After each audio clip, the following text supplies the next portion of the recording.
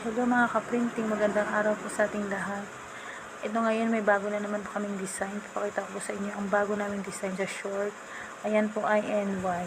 Salamat po talaga sa aming customer na parating nagbibigay sa amin ng trabaho at hindi po kami pinapabayaan. Salamat din po Lord kasi hindi nyo kami pinabayaan.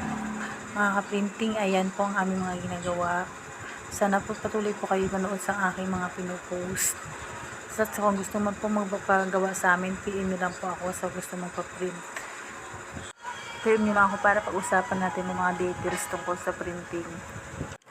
Alam niyo mga ka-printing, hindi madali ang buhay na may printing. Sa totoo lang nakakapagod rin po talaga. Pero ganyan talaga ito ang hamon natin sa buhay kasi kailangan natin pag hindi tayo magpagod, wala rin tayong kakainin.